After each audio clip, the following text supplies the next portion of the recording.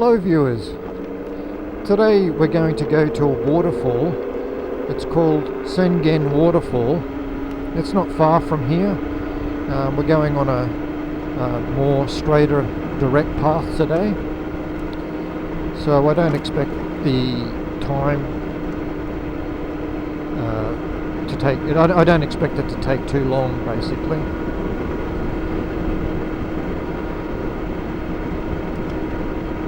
The weather's excellent. It's a good winter's day ride today. It'll be a good test for the batteries as well. Temperature is about 4 degrees. I'm in mode 3.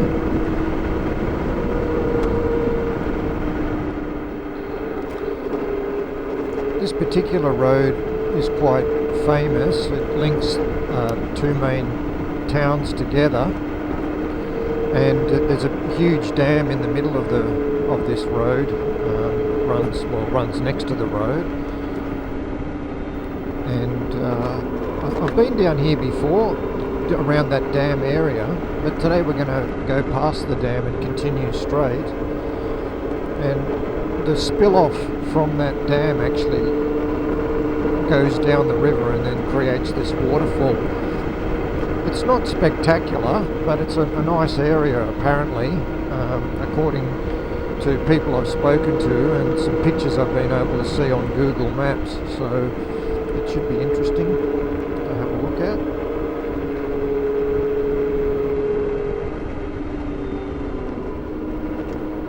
Interestingly enough, I've had a few questions about how to extend the range in winter time, and what I've found using the Sur-On initially, because I had that before I got the Super Soco, and then later after getting the Super Soco, basically you use the same sort of technique. So if you really want to go extend the range a lot,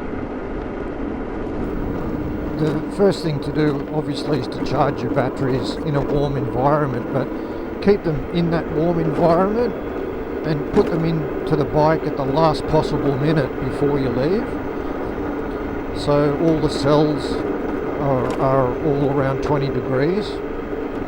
And once you start riding, the temperature obviously does go down in the battery, but it takes a longer time to go down because the cells nestled in the middle are still nice and warm. So I find that actually at least gives you another 5% range by doing that. So key point, put your battery in at the last possible minute before you ride. The other thing that I've found as well is smooth acceleration.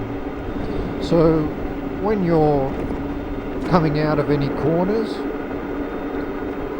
or after you've stopped at a set of traffic lights or behind the car, don't twist on the throttle full and take off like you would on a normal motorbike. Just ease the throttle up and gradually let the bike come up to speed, and that makes a heck of a difference as well. It's almost like if you had a petrol engine vehicle and you want to sort of get your mileage up. You don't accelerate fast, you just accelerate gradually and let the mass get up to you let the mass of the vehicle get up to speed. Well, that's basically, you use the same sort of technique on an electric bike, and that also helps. You probably get at least another 3% out of it that way.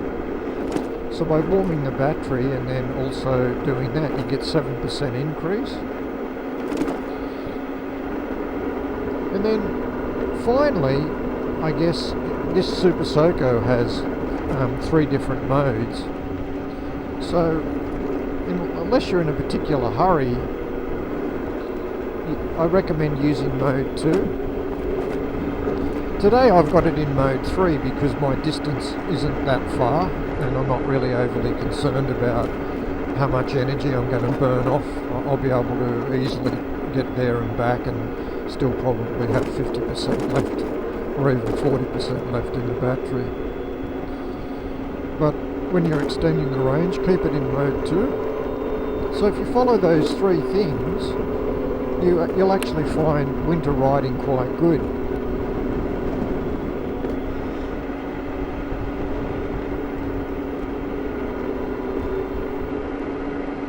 I do, as you know, have 2 batteries in this bike, and that's made the world of difference. It gives me a total of 64 ampere hours. My Sur-On has an aftermarket battery. It has 70 ampere hours, and that made a huge difference. I actually get, in winter I get 100 kilometres, well, not quite, maybe 85 kilometres in winter, but I easily get 120 kilometres on the Sur-On easily in summertime. So it's 70 amp hours, plus it's half the weight of this Super Soco, so even though the power is almost double, it still gives a significant amount of range difference. As you can see, this road, it's a fairly straight road, constant power. So this sort of road is not ideal for any type of electric vehicle where you've got it flat out the whole time. You'll quickly burn through your charge. So I'm going to be turning off here shortly anyway. But for short distances it's fine, you know, you can go quick and around the corners and along the straight as fast as you like, as long as you don't want to go, you know, 80 kilometres or something like that. You won't be able to do that. Not with a 64 amp hour battery, not with the 2 batteries. You need, ideally this, if they'd have made this battery compartment bigger, they put a 72 volt, maybe 90 or 100 ampere hour battery, that would be the best electric bike you could buy on the market. But it's down to expense, so a battery like that would be more than the bike was worth. It would be at least $5,000 for the battery, which is more than the cost of the bike. Just up here we're going to be turning right, and this leads us on a back road that runs parallel with the Nyakura River, which is this water that's running down this river is what goes to this waterfall. Oh, here we go. Yeah, this is the bridge.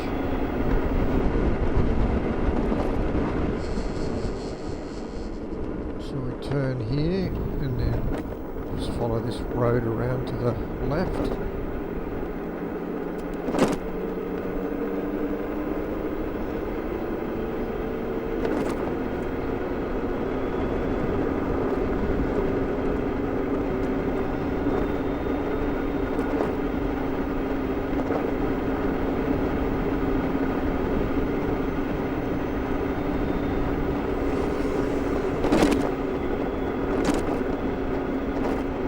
Runs about 5 kilometres or so. It gets to the waterfall.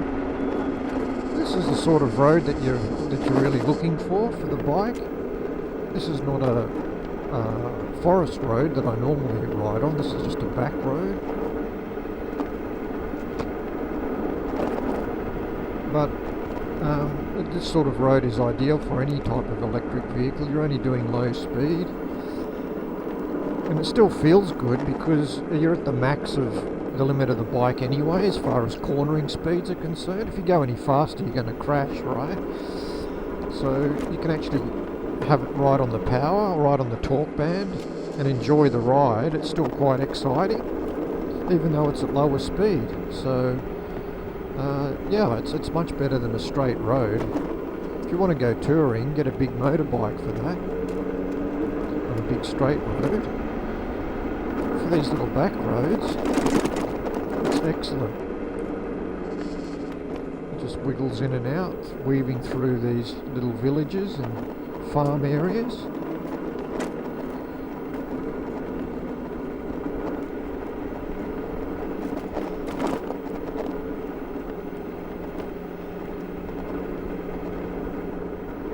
Just continue along here a little bit. I think I need to turn here, maybe. Is it here? Yes. I remember from Google Maps looking at that house. Very handy. These trees are parsimons, I think. So this is all parsimon farms around here.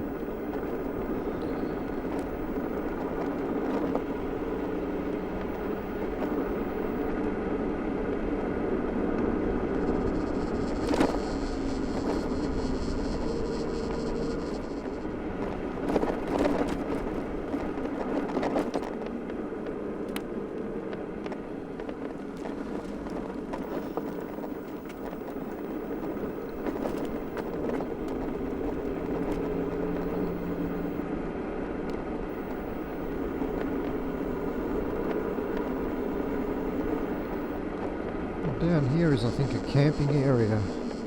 Looks like you can see the river as well. We're going to turn up here to the right.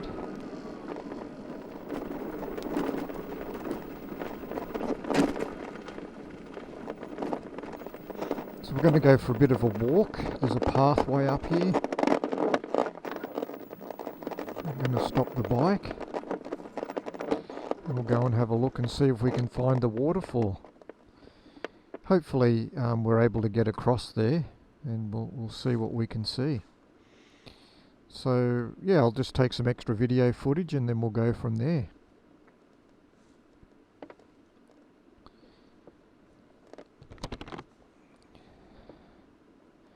So we've just stopped the Super Soco, and I'm just at the waterfall place here, and we're just going to go for a quick look around where the waterfall is.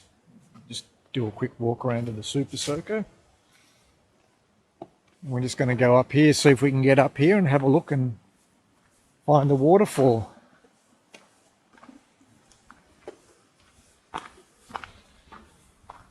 It's quite dark along here, so it's not going to be great for the video camera, for the footage. It doesn't like dark areas.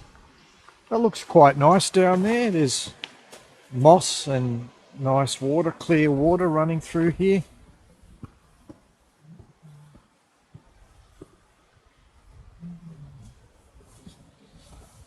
Big rocks down in the center there.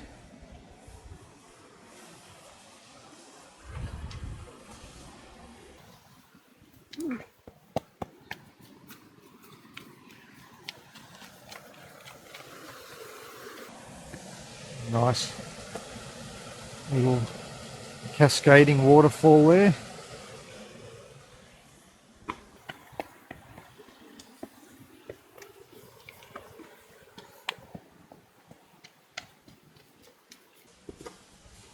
Oh, so here's the waterfall. We could actually make it. It looks really nice.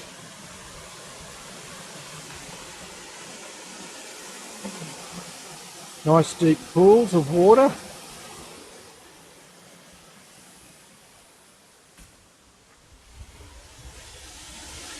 Walk down here. Wow. This is really good. It's a good view of it here. Nice clear pool of water. Fantastic. So let's follow these stairs up.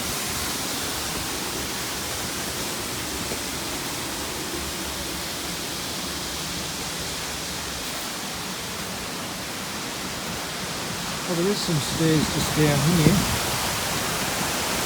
Quite a bit hairy, no rails or anything like that. It's funny. I mean, it's okay for me, but kids, there's no way kids can get down here without crashing to their deaths.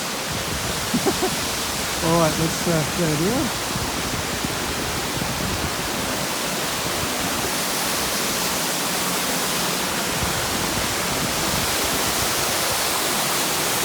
A good view of the bottom of the falls there now.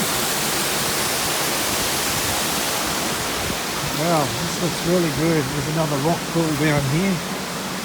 Very deep too. It's clear water. It's deceiving how deep it is actually.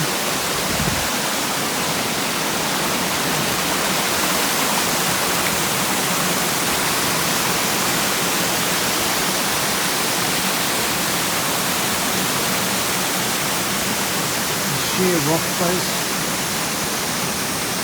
These boulders.